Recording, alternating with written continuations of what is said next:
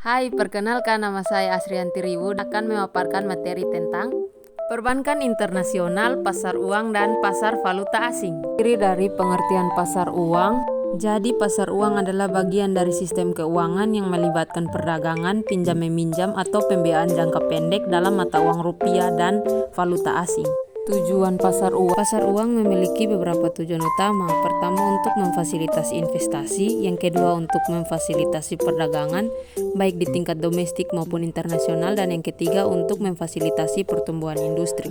Instrumen dari pasar uang. Instrumen dari pasar uang meliputi berbagai jenis surat berharga seperti surat berharga pasar uang, sertifikat Bank Indonesia, deposito, dan mekanisme transaksi lainnya yang digunakan dalam kegiatan perdagangan dan investasi jangka pendek. Pengertian pasar valuta asing. Pasar valuta asing adalah tempat di mana mata uang asing diperdagangkan, dan falas ini sendiri adalah mata uang asing yang diakui oleh negara lain dan digunakan sebagai alat pembayaran dalam perdagangan internasional. Kemudian jenis-jenis pasar valuta asing. Beberapa jenis pasar valuta asing meliputi pasar spot, tempat di mana mata uang ditukar dengan segera, biasanya digunakan untuk transaksi liburan.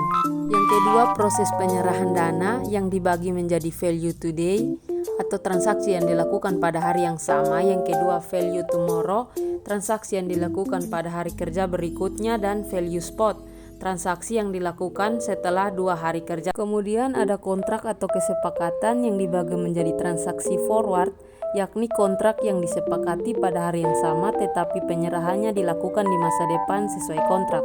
Kemudian transaksi swap melibatkan pembelian dan penjualan valuta asing dengan kombinasi harga spot dan forward. Kemudian ada transaksi options, kontrak untuk mendapatkan hak untuk membeli atau menjual valuta asing pada harga, rentang waktu, dan tanggal tertentu. Terus ada fungsi pasar valuta asing. Fungsi dari pasar valuta asing yang pertama, memfasilitasi penukaran valuta asing dan pemindahan dana antar negara. Yang kedua, memberikan kemudahan untuk melakukan kontrak jual beli dengan kredit. Dan yang ketiga, memungkinkan hedging atau melindungi diri dari resiko kerugian akibat perubahan kurs. Sistem kurs falas.